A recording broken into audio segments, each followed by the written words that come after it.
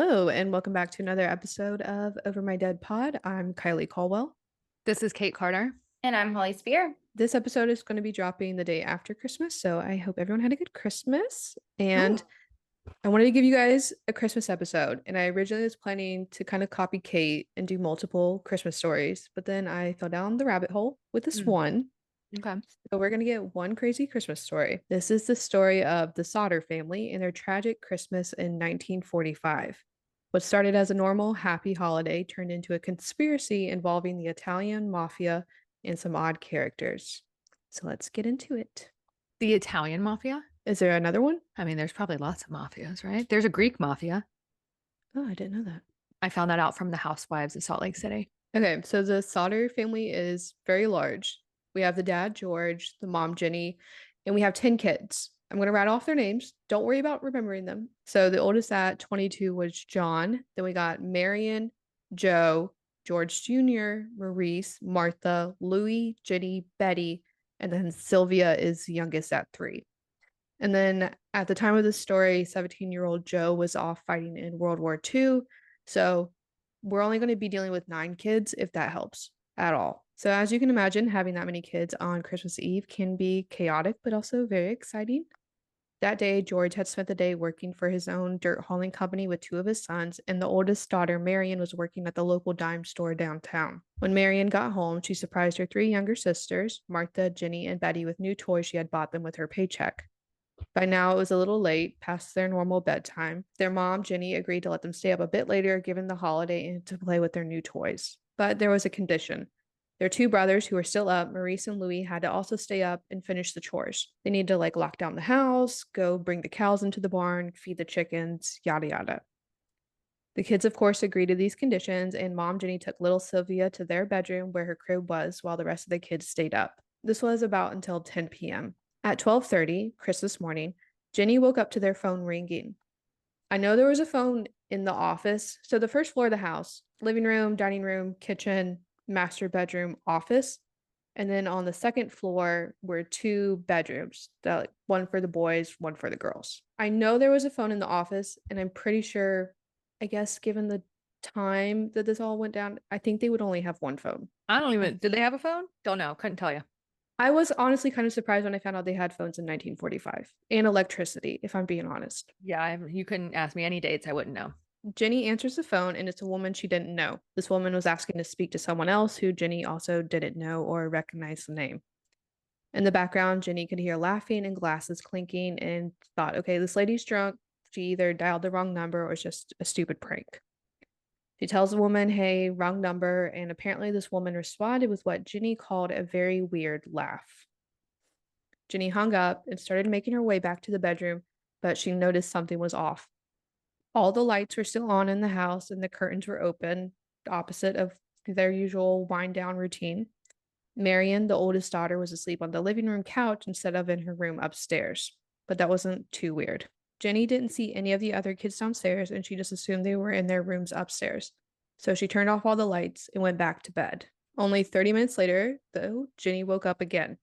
A loud bang from someone hitting the tin roof startled her, followed by what sounded like something rolling off. And then only 30 minutes later, she woke up again, this time from the smell of smoke entering their bedroom. Oh, sure. She followed the smell right into George's office, where a fire had erupted around the telephone and fuse box she had just used. She quickly ran out of the room and woke up her husband, George, grabbed the baby, and they began to scream, trying to herd all the kids out of the house. Jenny was able to grab the baby out of the crib, and she met everyone outside, but not everyone was there. The only kids outside were Marion, who's on the couch, John, the oldest son, and George Jr. The dad, George, immediately ran back into the house to grab the other kids upstairs, but by this short amount of time, the entire staircase was completely engulfed in flames, and the house was quickly crumbling. Marion bravely ran back into the house as well to try and call for help, but the phone wasn't working. Realizing they were going to have to get upstairs somehow on their own, George thought to try to climb up the side of the house to break a window and get in. He ran around back where there was always a ladder, but the ladder wasn't there. He tried scaling up, but that didn't work. He called for John and George Jr. to pull up their 2 trucks to the back, and maybe they'll be able to hoist one another up from the top of them. But there was another problem. Now the trucks, which had been working all day while they were at work, wouldn't start. Neither of them? Neither of them. While George and the boys were screaming for the other kids, they didn't hear a single sound in response. Meanwhile, Jenny and Marion were still trying to phone for help. A neighbor had also seen the flames and tried to call, but they also couldn't get a call to go through. This neighbor, who had a car that was working, drove the 2 miles into town to find the fire chief themselves. While waiting for help and desperate for a sign of life, the remaining members of the Sodder family watched as their wooden home burned down to the ground over the course of 45 minutes, with 5 of their kids and siblings inside. So you may be wondering, where's the fire department? Because I'm sure the Sodder family was also wondering the exact same thing. So this was around 1:30 a.m. The fire department did not show up until 8 a.m. What? Why? Why? So they have excuses, a couple. Okay. The first was that they're super low on manpower. Most of the men were off fighting in World War II, so their force was entirely made up of volunteers. Secondly, all the firefighters like stayed in their own homes. They weren't like at a fire station because they're volunteer. So when there was a fire, someone would find out about it, and they pretty much played a game of telephone. And one person would have to call another person who called another person. All right. Telephone until for 7 hours. So the third excuse, which is the big one, the neighbor who found the fire chief, his name is FJ Morris. She shows up. She's like, hey, there's fire there. And he's like, we're going to have to wait because I can't drive the fire truck. The chief? The chief of the fire department, one, was either too drunk to drive it, or two, doesn't know how to, which I feel like would be like a prerequisite for the job, right? Okay, yeah, who's drunk? Like it's Christmas Eve. That's what I was thinking. Like he must be drunk. Yeah, that's just still not a good excuse. No, like just drunk drive it there. You're the fire That's chief. what I was thinking too. I was like, I would just drunk drive. I mean, you're Everybody's burning gonna a get fire. out of your way. Yeah. Exactly. And I did look it up. Fun fact, drunk driving did not become illegal in the US until 1988. What? Holy shit. First of all, 1988? That's so late. That's right? so late. If you want a good laugh, there's YouTube videos of like news reporters like asking people about the law and they're all pissed off. Like, the government can't tell me I can't drink a Budweiser while I'm driving. That's hilarious. I just didn't know it was until 88. That's nuts. I bet that was Nuts. like equivalent to like people getting their guns taken away. Yeah. So, anyways, they arrive around 8 a.m. and by now the house is completely burned to the crisp, to the ground. There's like nothing left. There's some of the metal appliances like the stove and fridge. They're kind of standing up, but that's about it. The fire department took a small look around, didn't find a single bone, piece of flesh, nothing, and then told the family, oh, all 5 kids died. Sorry. Wouldn't you see bones? That's the point of the story. Oh. But good observation. Thank you. Thank you. Just making sure. They looked around for like 10 minutes. But anyways, Oh, they told the family the state fire marshal's office would come do a more thorough search in a few days, and then they just left the house. So the Sodder family waited around for a few days. No one showed up. The sight of their former home became too much to bear. And George filled in where the basement was, flattening the land, and decided he was going to turn it into a memorial garden. A day later, the local coroner held an inquest where all of the facts were presented in front of a jury to see the general consensus. If Maurice, Martha, Louis, Jenny, and Betty died in the fire or not, and if so, how the fire started.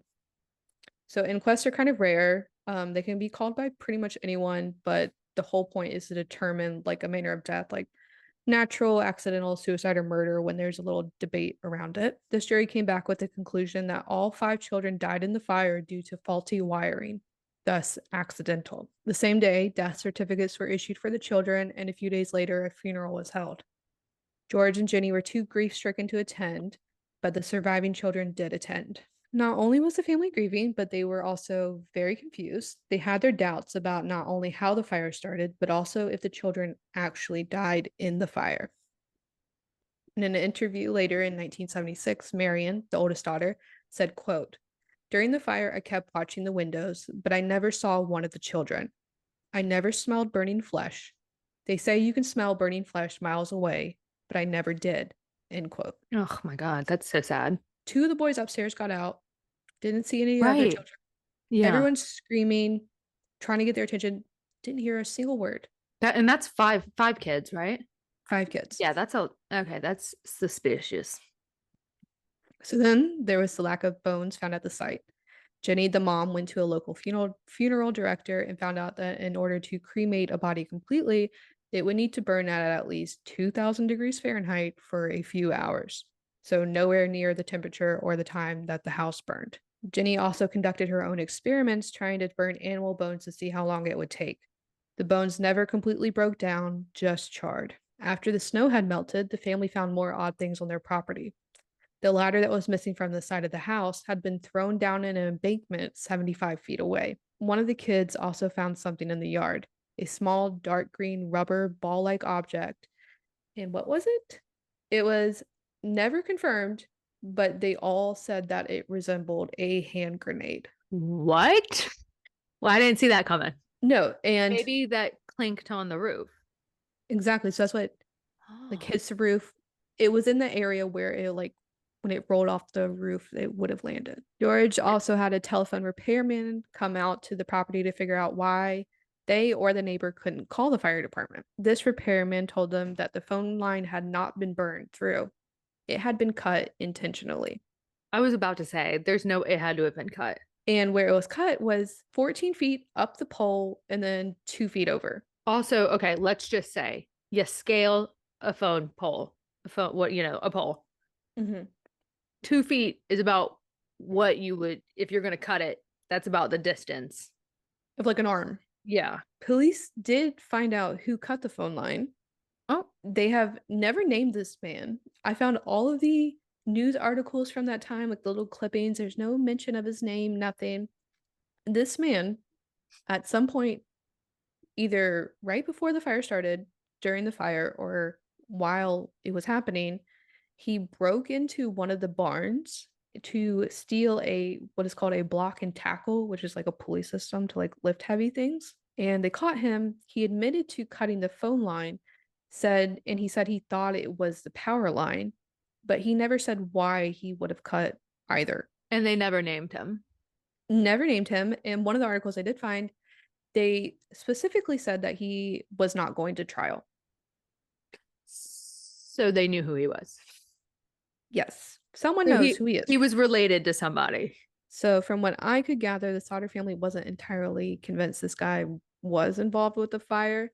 It seems they had another suspicion. So to get into that, we need to go into the family's history. The dad, George, is born Giorgio Soto in Sardinia, Italy, and he immigrated to the US, changing his name at only 13. One of his older brothers accompanied him to Ellis Island, and once George had gotten through, the brother went back to Italy. So he's just a 13-year-old boy immigrating to a new country all by himself. He never told a single soul, not even his family, why he left Italy. He never talked about his childhood there, literally did not exist to him. George started working on railroads in Pennsylvania, then later becoming a truck driver in West Virginia. He was able to make a good bit of money and then started his own company hauling dirt for construction sites. In 1922, George married Jenny Cipriani, also an Italian immigrant. As we know, they built a nice home for their 10 kids. They were a well-respected family. Everything was seemingly going great, but not everyone in the town liked George. The town of Fayetteville had a pretty large Italian immigrant population for its size, and they did not like how outspoken George was about how much he hated Benito Mussolini. He constantly got into arguments about Mussolini with other people and would just like constantly talk about it, how much he hated him. So then all the Italians hated George. That's such a weird thing. It was. Even after Mussolini was executed, George just like wouldn't stop yapping about him. But I get it. Mussolini was not a good dude. No, I mean, he was at all. No. He's considered a dictator, wasn't he? Yeah. Yeah. But 2 months before Christmas, George had a new electric stove installed in the home and also had the electric company inspect and rewire the house. A bit later, a life insurance salesman came over trying to pitch George into taking out a larger policy. George turned him down, and this insurance guy said, quote, "Your house would go up in smoke, and your children are going to be destroyed because of the dirty remarks you have been making about Mussolini," end quote. I'm sorry. What? It's a very specific threat. It's the insurance guy. He knew what was going to happen. He either did it or, okay, I'm convinced it was a mafia. So another man had come to the house looking for work, and he also mentioned to George how the fuse boxes were going to cause a fire. The older sons also told George about the strange black car that was always parked outside of the school and followed them home. So all of this was odd. Yep, not good. All red flags. George kept a mental note, but it wasn't like too red flaggish enough for him at that I point. don't know. The Yeah. sales guy saying your kids are going to burn would have maybe done some damage for me. Yeah, I think I Yeah. would have been like, what do you mean by that? That was very specific, sir. Excuse me. So with the fire happening, George remembers all this weird stuff that's been going on. He hires a private investigator. His name is C.C. Tinsley. It's a great name. I literally wrote in my script, what a great name. Did you? That's CC Tinsley. That's a good investigator book writer name.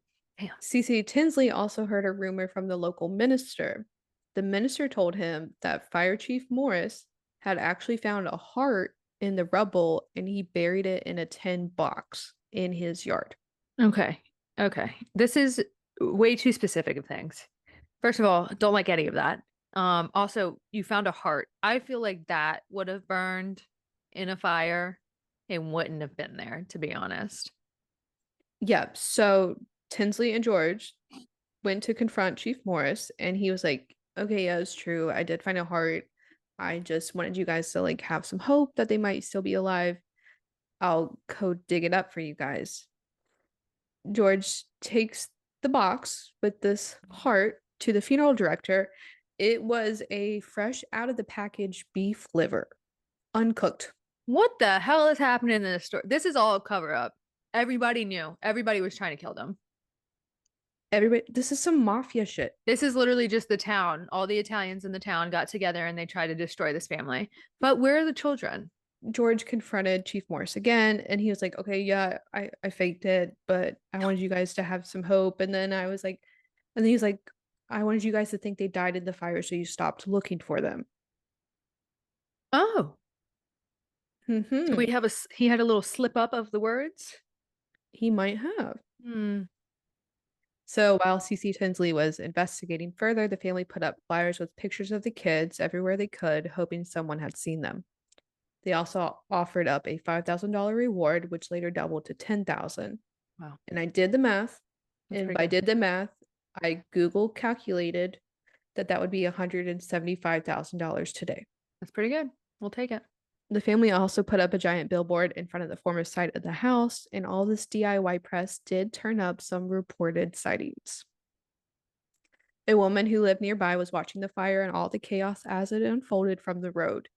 She later reported to the family that as she was watching, a car sped past with 5 children inside, all resembling the Sodder children with their dark hair. I'm sorry. This is Kylie. This is a weird story.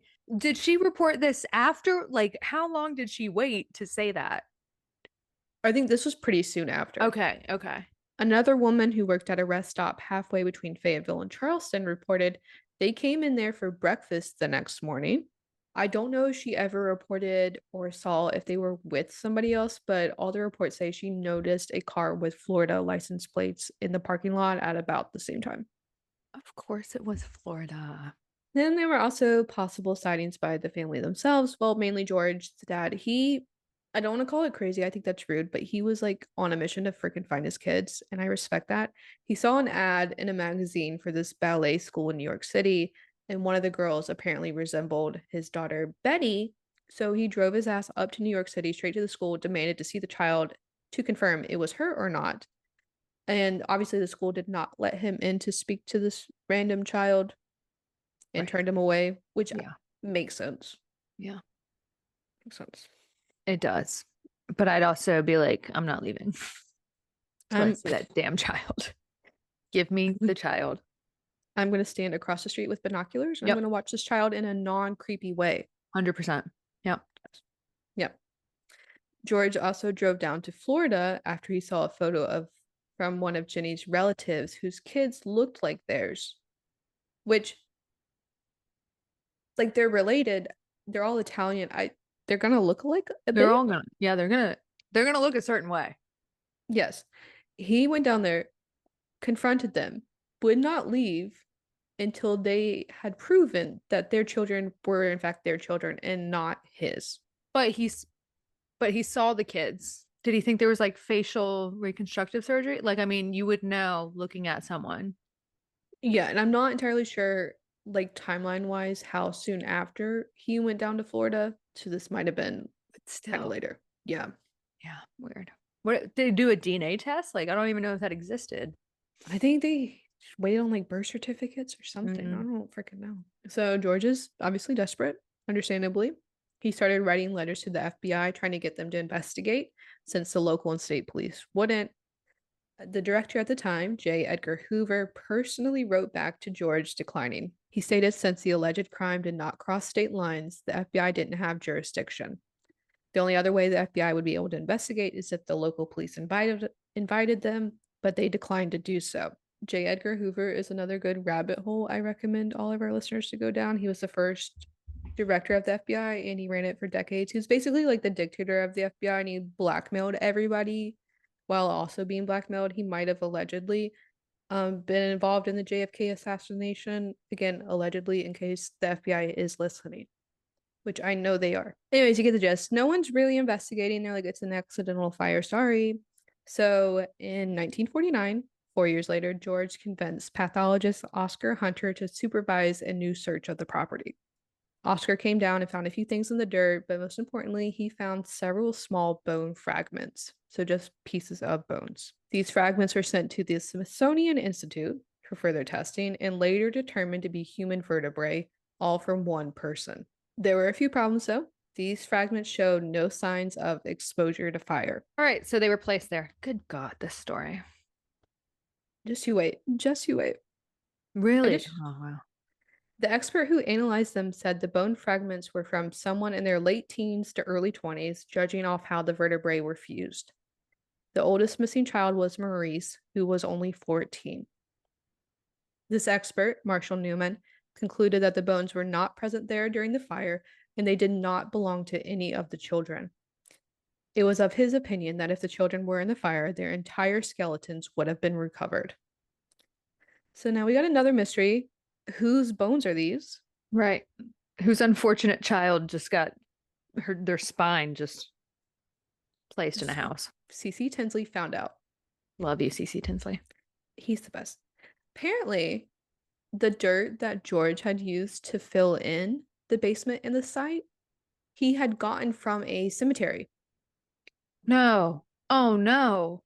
He dug up somebody else and put it there Oh. unintentionally. Well, that's really sad.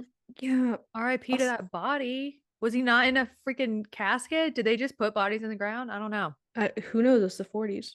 Dude. So the Smithsonian Institute sent the bones back to George, but no one knows where they went. So I don't know if he kept them or if he returned them to the cemetery. He kept them just in case. In 1960, the West Virginia legislature held 2 hearings on the case to determine if any further investigating is warranted. At the conclusion of the hearings, then Governor Patterson and State Police Superintendent W.E. Burchett said the case was, quote, hopeless, end quote. The FBI also publicly announced they dropped the case, even though no one knew they were investigating. They said they weren't investigating. They're liars. Liars, pants on fire. Oh, turns out they had been quietly following the case and some leads, investigating it as a possible interstate kidnapping. But after 2 years with zero information or credible leads, they gave up. The Sodder family continued to receive tips and track them down in the following years. A woman named Ida Crutchfield reported years later that the kids were at the hotel she ran in Charleston about a week after the fire. She reported they came in with 2 men and 2 women, all Italian.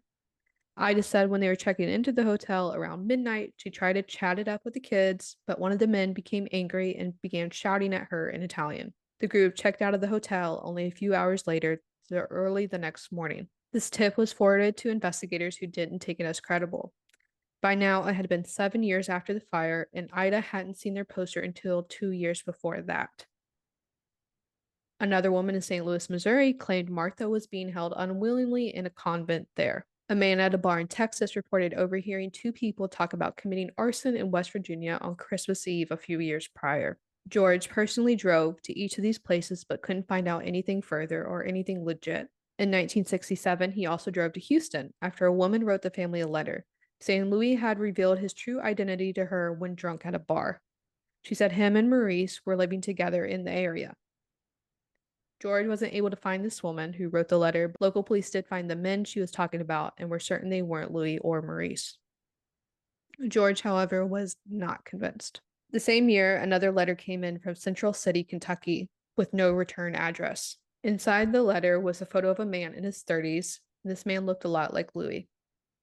On the back, there was a handwritten note that read, quote, Louis Sodder, I love brother Frankie, little boys, A901324435, end quote. You never know. You never know. Also, there is no brother named Frankie or Frank, so I don't know where that Yeah. came. George did hire another private investigator. I don't know where CC Tinsley went. Hopefully he didn't die. I mean, he's probably dead now at this point, but like, Yeah. probably. Gosh. We love you, CC Tinsley. RIP. RIP. Anyways, George hired another private investigator to go to Kentucky to find out more. This piece of shit private investigator, after getting paid, went completely AWOL and never returned any correspondence or just disappeared, basically. This new potential photo of Louis was added to the missing posters and billboard in front of the home, though, as a possible update in what he might look like. Throughout all the years and tracking down dead-end leads, the Sodder family never gave up hope nor stopped searching for Maurice, Martha, Louis, Jenny, and Betty. George passed away in 1969, but Jenny kept searching and kept tending to the memorial garden. Up until her death in 1989, Jenny exclusively wore black in grief. After her death, the surviving children took the billboard down in the yard. In 2021, the last known surviving child, Sylvia, who was 3 at the time of the fire, died. In an interview in 2006, Sylvia stated her first memory was the fire, and it haunted them all for the rest of their lives. Even after George and Jenny died, the other children kept investigating and pushing for publicity. They passed this responsibility onto their own children, who passed it down to their children, who keep the story in case going to this day. So now that I've told you everything, it's debate theory time. So, of course, the biggest theory, most plausible, is that the 5 children did die in the house fire. So some have argued that even though the house burned and collapsed after only 45 minutes, the wood and ashes would have been smoldering for hours up until the fire department arrived, potentially burning the bodies further. Another point brought up is the fact that when the house collapsed, the children would have ended up in what was the basement. And there are reports saying George kept coal and extra gasoline in the basement. So when everything came tumbling down, it basically ignited, creating like underground like crematorium. Experts have poured through all the evidence and reports, and basically their conclusion is that the firefighters who responded, 1, did super late, and 2, did not do a thorough search. First question, do you guys think the children died in the house fire? No. Yeah, there's no way. Because especially when the neighbor said that she saw 5 kids in a car, I feel like they probably went out to do their house chores, like they were asked to do, and were like abducted. I think it's a good point. My thing is like the oldest daughter, Marion, was asleep on the couch. I don't know if she fell asleep beforehand, but then the ladder being gone off the side of the house, maybe someone used that to go up there and grab some kids. I don't know. You think you would hear something though, right? It's an Sure. old house. It's a wood house. I think they went outside for some reason, maybe to do the chores, got abducted. Marianne fell asleep on the couch waiting for them, or was just tired. It was late. That's a good point.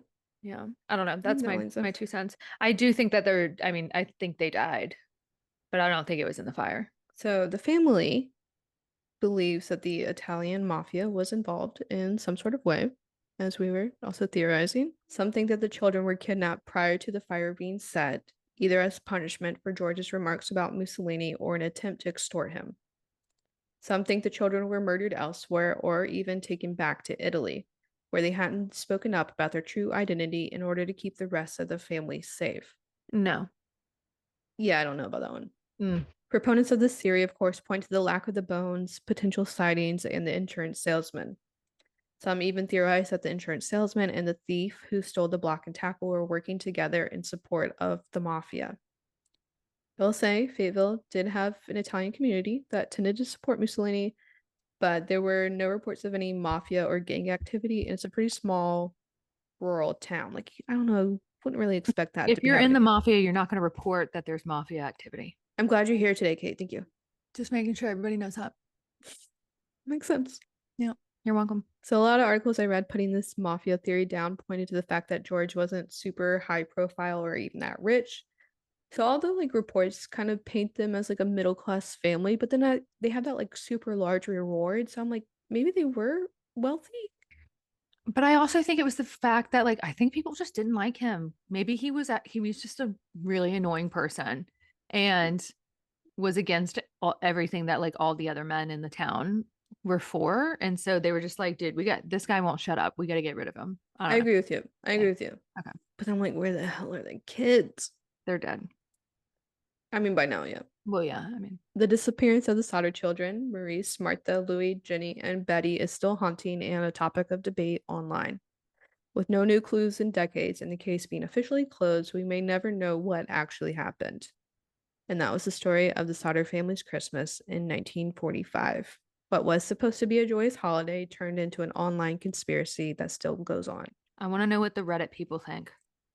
They all think that they died in the house fire, and for some reason, no one has just been able to find the bones, even after all these years. Okay, that shocks me. Like, I can understand the fire department that showed up that next morning not finding anything because they were not good at their jobs. Right. But then all of the people after, decades and decades after, still nothing. Yeah, that doesn't make any. You would find something. Something like we found five kids. It wasn't one person. We found the other guy's bones. Yeah, it doesn't. I don't think they died in the house fire. Dude, what a sad story to have 5 of your 10 kids. Was it 10 or 9? Something. I don't know. Too many. 10. That's so sad.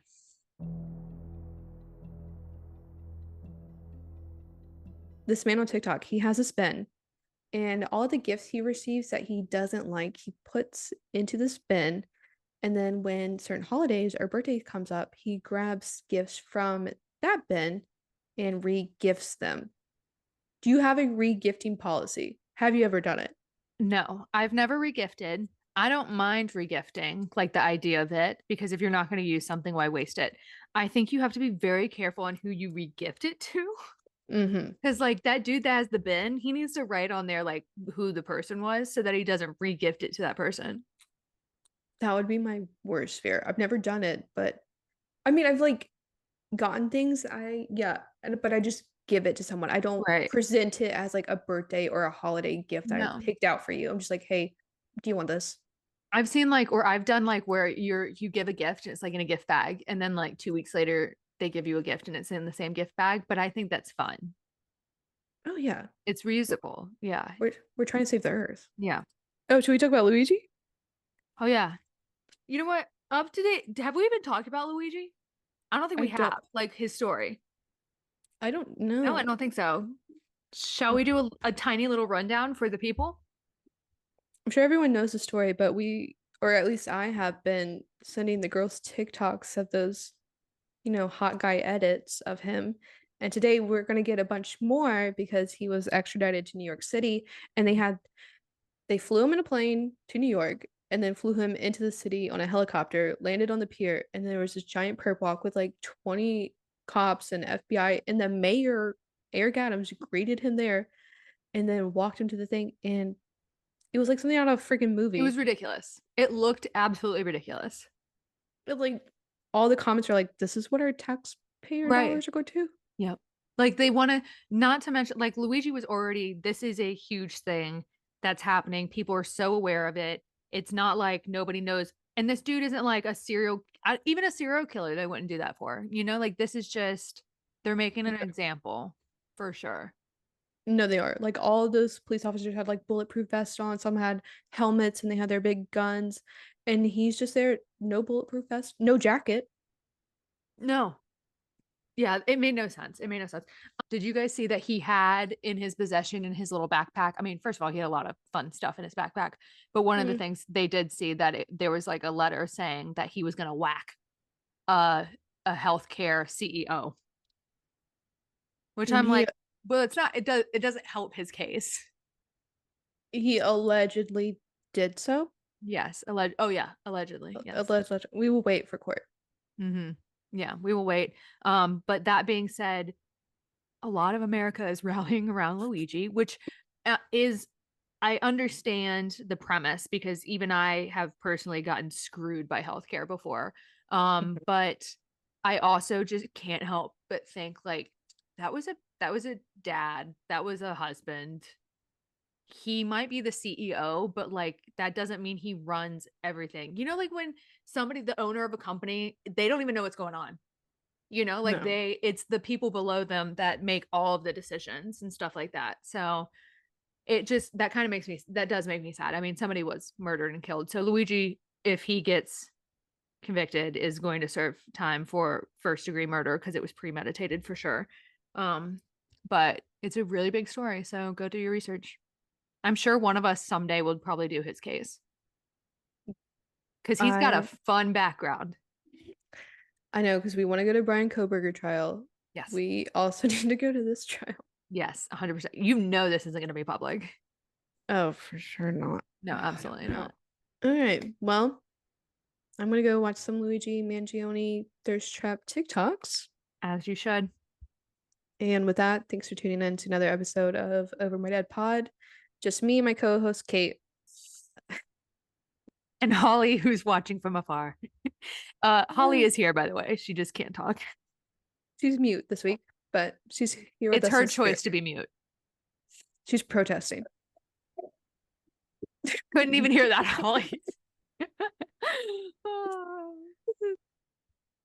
right. We'll see you guys next week with another case. Be sure to like, subscribe, follow, comment, all those things.